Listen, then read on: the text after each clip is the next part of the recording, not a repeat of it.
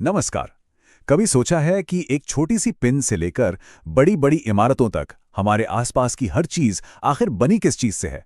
जवाब है खनिज यानी मिनरल्स। ये हमारी दुनिया के वो छिपे हुए हीरो हैं जो हमारी जिंदगी का जरूरी हिस्सा हैं, पर हम शायद ही कभी इन पर ध्यान देते हैं। तो चलिए आज इन जरूरी बिल्डिंग ब्लॉक्स के बारे में थोड़ा और जानते हैं।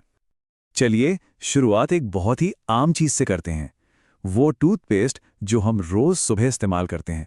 कभी सोचा है कि उसके अंदर क्या है? इसका जवाब थोड़ा हैरान कर सकता है, क्योंकि इसका एक बड़ा हिस्सा सीधे जमीन के नीचे से आता है। सबसे पहले सफाई का काम। हमारे दांतों को साफ और चमकदार बनाने वाले ये अपघर्षक असल में सिलिका, चूना पत्थर और एल्यूमिनियम ऑक्साइड जैसे मिनरल्स ही हैं। मतलब हम अपने दांतों को उन्हीं चीजों से ब्रश कर रहे हैं जिनसे बड़े बड़े पहाड़ बनते हैं। और वो जो एकदम सफेद रंग होता है टूथपेस्ट का, वो आता है टाइटेनियम ऑक्साइड से, जिसे रूटाइल और इल्मेनाइट जैसे खनिजों से निकाला जाता है। तो हमारी चमकदार मुस्कान के पीछे भी पृथ्वी के ये खजाने ही हैं। यही नहीं, कुछ टूथपेस्ट में जो हल्की सी चमक होती है वो अभ्रक यानी माइका की वजह से होती है। ये दिखाता है कि पृथ्वी के ये तत्व हर जगह मौजूद हैं, हमारी सबसे आम चीजों में भी। तो ये सब जानकर एक सवाल मन में आता है कि आखिर ये खनिज हैं क्या और ये आते कहां से हैं? चलिए पृथ्वी की सतह के थोड़ा और नीचे झांकते हैं और इन खजानों के बारे में जानते हैं। भूविज्ञान की भाषा में कहें तो खनिज एक समांगी, प्राकृतिक रूप से पाया जाने वाला पदार्थ है जिसकी एक निश्चित आंतरिक संरचना होती है। आसान शब्दों में ये चट्टानों के बिल्डिंग ब्लॉक्स हैं। जैसे चूना पत्थर, वो सिर्फ एक ही खनिज से बनता है, लेकिन ज्यादातर चट्टानें कई अलग अलग खनिजों का मिश्रण होती हैं। अब देखिए, हमें खनिज एकदम शुद्ध रूप में नहीं मिलते। वो आमतौर पर अयस्क के रूप में पाए जाते हैं, जो किसी खनिज और दूसरी चीजों का मिक्सचर होता है। और किसी अयस्क से खनिज तभी निकाला जाता है जब उसमें खनिज की मात्रा इतनी हो कि उसे निकालना फायदेमंद हो। मतलब हर चमकती चीज सोना नहीं होती और हर खनिज भंडार खनन के लायक नहीं होता। ये खनिज अलग अलग तरीकों से बनते हैं। कभी ये चट्टानों की दरारों में शिराओं के रूप में मिलते हैं, जैसे टिन और तांबा। कोयला और लौह अयस्क जैसी चीजें परतों में जमा होती हैं। बॉक्साइट जैसे खनिज चट्टानों के टूटने फूटने से बनते हैं। सोना चांदी जैसी कीमती धातुएं अक्सर घाटियों की तलहटी में मिलती हैं। और हाँ, हमारे महासागर भी खनिजों का एक बहुत बड़ा भंडार है। चलिए अब जरा भारत पर फोकस करते हैं। भारत में खनिज संसाधन तो बहुत हैं, लेकिन उनका बंटवारा एक जैसा नहीं है। तो आइए भारत के मिनरल लैंडस्केप की एक यात्रा करते हैं। किसी भी इंडस्ट्री की रीढ़ यानी लौह अयस्क भारत में काफी अच्छी क्वालिटी का मिलता है। यहाँ दो मुख्य प्रकार हैं। एक है मैग्नेटाइट, जिसमें 70% तक लोहा होता है और इसके चुंबकीय गुणों की वजह से ये बिजली उद्योग के लिए बहुत कीमती है। और दूसरा है हेमेटाइट, जो इंडस्ट्री में सबसे ज्यादा इस्तेमाल होता है। इसमें लगभग 50 से 60% तक लोहा होता है।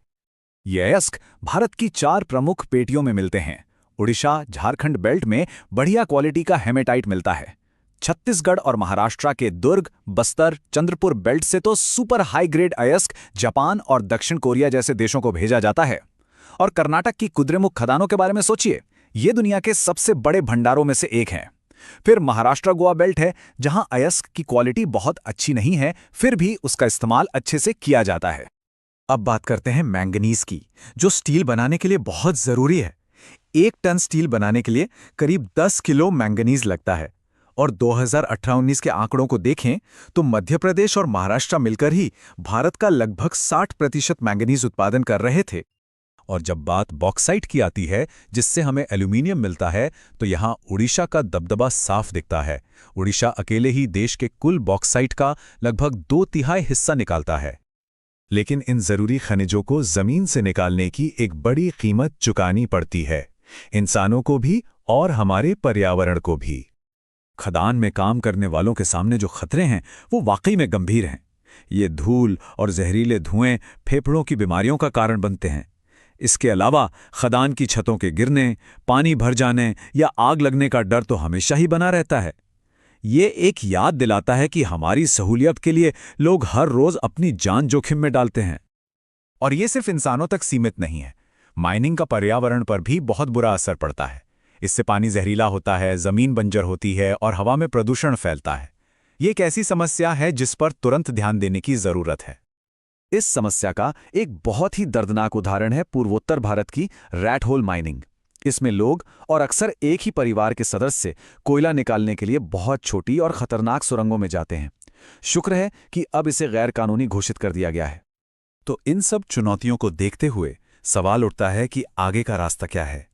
ये तो साफ है कि हमें अपने संसाधनों का इस्तेमाल बहुत सोच समझकर और टिकाऊ तरीके से करना होगा। तो चलिए देखते हैं कि हम एक बेहतर भविष्य कैसे बना सकते हैं। ये आंकड़ा थोड़ा चौंकाने वाला है। पृथ्वी की पूरी सतह का सिर्फ 1% हिस्सा ही ऐसा है जहां से खनिज निकालना संभव है। हम उन संसाधनों को बहुत तेजी से खत्म कर रहे हैं जिन्हें बनने में लाखों साल लगे। ये स्थिति बताती है कि हमें इन्हें बचाने की कितनी ज्यादा जरूरत है। ऊर्जा के मामले में हम एक चौराहे पर खड़े हैं जहां हमारे सामने दो रास्ते हैं। एक है पारंपरिक स्रोतों का रास्ता, जैसे कोयला और पेट्रोलियम, जो सीमित हैं और पर्यावरण को नुकसान पहुंचाते हैं। और दूसरा रास्ता है गैर पारंपरिक स्रोतों का, जैसे सौर और पवन ऊर्जा, जो कभी खत्म नहीं होंगे और एक सस्टेनेबल भविष्य की राह दिखाते हैं।